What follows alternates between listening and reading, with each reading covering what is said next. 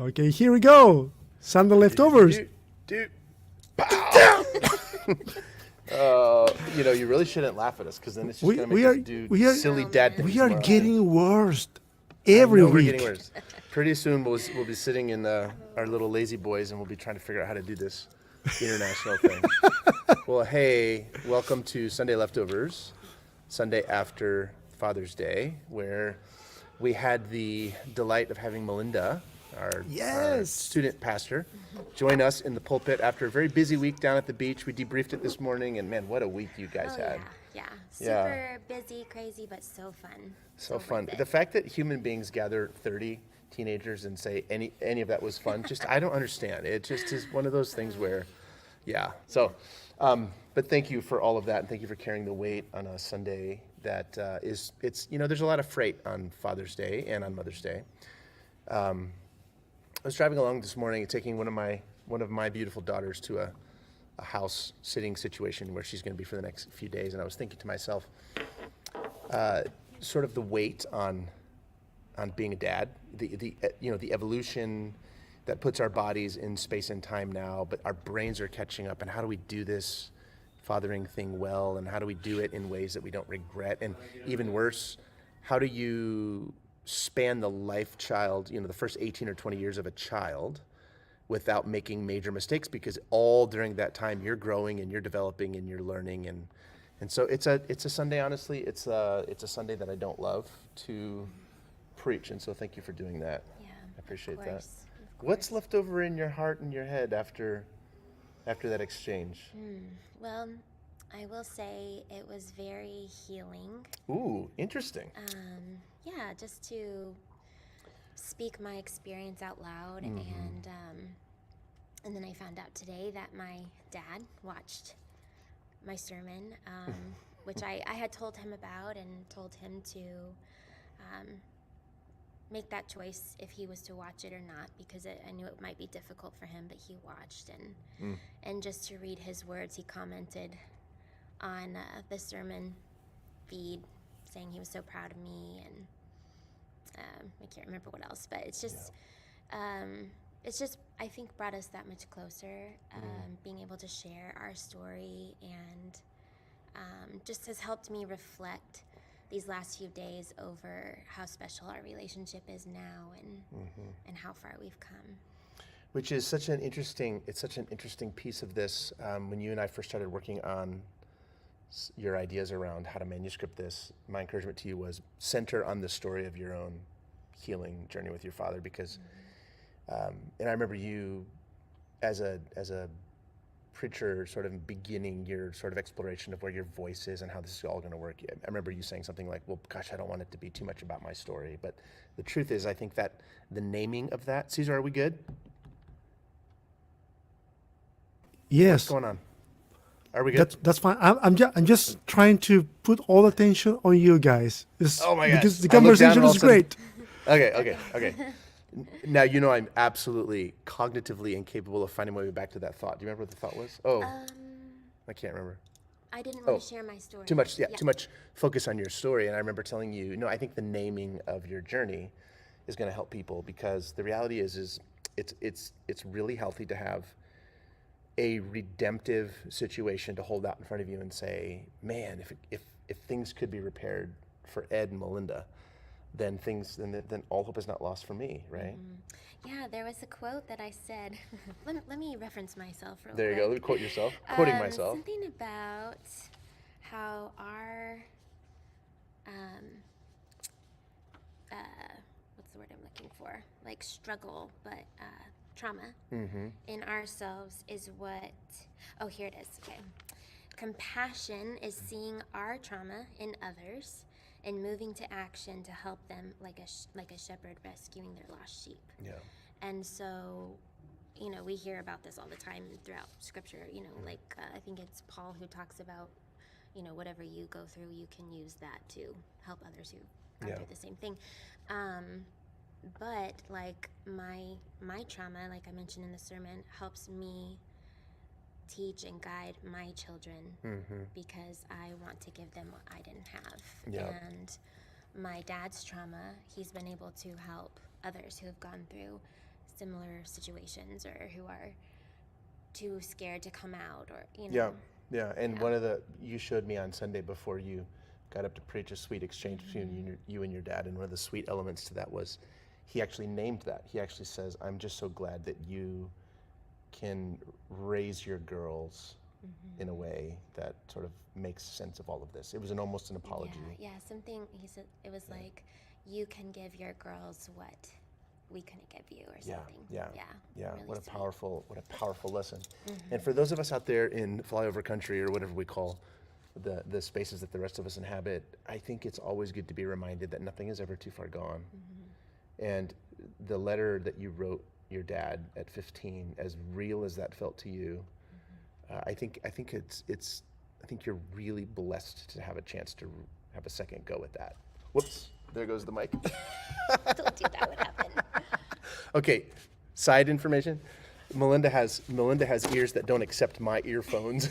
So we're I have weird ears. Of course that was going to happen. I literally did that at my sister did this at my wedding. She drops the wedding ring, it rolls down the aisle. She's like, yeah, so anyway, good little comic relief. But so what other word of encouragement would you give to people out there who are debating right now? And you mentioned this. There are times when we have to pull people away from the nucleus of our life, simply because it's not safe to maintain them there. If there are people out there who are trying to figure out which way to go at the moment, what would your word of encouragement be to them? Because I sense that you've done both in your life, and the loop has come back around. Yeah, so I think the big key to know whether there is hope for the future is that both parties have to be willing to ask for forgiveness and want to move forward. If one of the parties can't accept responsibility for anything that's happened in the past, or doesn't see that they've done anything wrong, that shows you that it's not the right time to try to reconcile things. Right, but does that show you that it could never be reconciled? Not necessarily. Right. Yeah. And that's a very delicate dance, because if you still have hope to reconcile things in the future,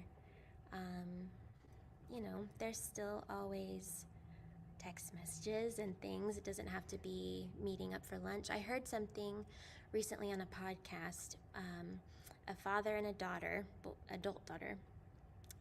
She sends her dad a text message with a picture anytime she feels joy, whether it's like a pretty sunset or something like that. And that is their only way of communication right now. They both send each other a picture of when they experience something positive or joyful in nature. No words, just pictures.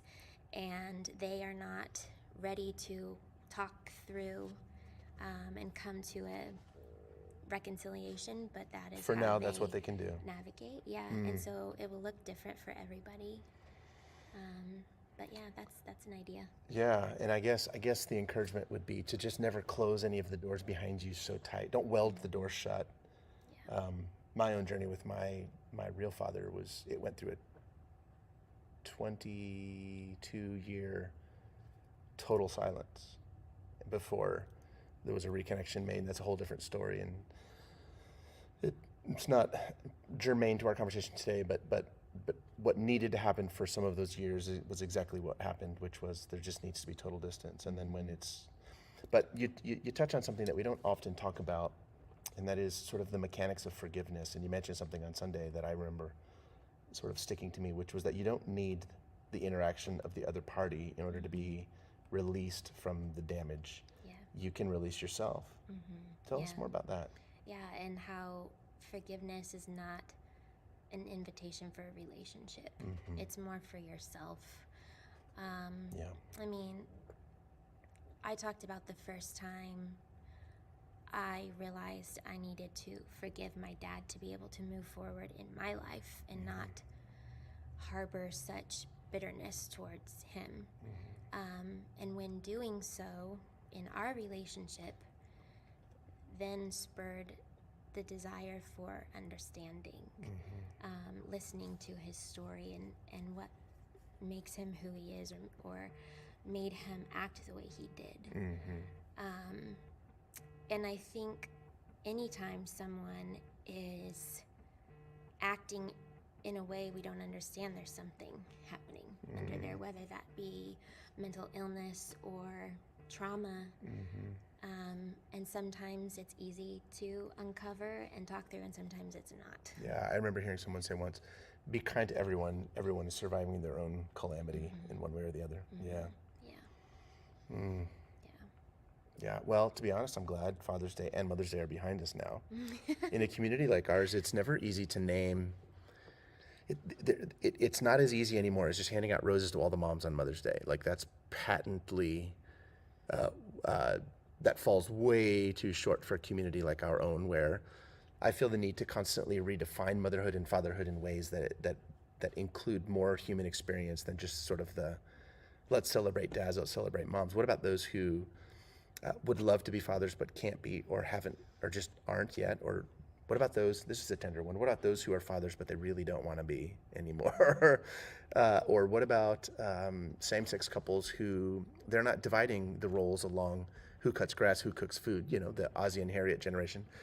What about people who are single, who have done everything in their lives to productively couple in these ways, but it just hasn't worked out? It's a day of great sadness. I often wonder why people come to church at all on those days if your story with fatherhood and motherhood isn't sort of mainstream, predictable, and sort of, you know, clean along the lines of what you've always expected. Like, how do we, so I'm glad that these days are behind us, because I often feel, this is just true, you know, this is preacher talk on a Tuesday morning. I often feel like there's more ways to blow it than to get it right. And honestly, those are the goblins that hang over me on weeks when I have to write sermons around holidays and things like that. The fear of getting it wrong is so intense, because someone is going to be able to say, well, you missed my experience. And so when you're not in a spiritual space that compresses everyone's experience to a mainline expectation, and when you open that up and you say all human experiences are welcome, then there will be a gap somewhere in the naming. And I sat on the front row and cried most of your sermon because I think you did such a good job of naming the truth. Thank you. And so what does this mean for, okay, separate talk, what does this mean for you now as someone who's experimenting with preaching? Oh, it was wonderful. Which is not, for you guys listening, it's not a normal thing to say about public speaking. Two big fears in American society have remained constant for 50 years. Dentists and public speaking. So for someone to say that was enjoyable, that's weird. So, and also cool. I loved it so much. I mean, I knew so many of the faces in the crowd, and it was like I was just telling them my story. And I'm sort of impressed you can focus on people in the crowd. Like, I see people moving, but I can't really see faces because I'm too blind. How's your vision? Good. Yeah. There were certain things in Apparently, yeah. There were certain things written in my sermon for certain people. Yeah. And so I tried to make eye contact with them when I spoke things directly to them. Yeah. And which was nice. Yeah. Yeah. Well, thank you. Thank you Of for course. tackling it on a difficult day at the end of a nearly impossible week to survive.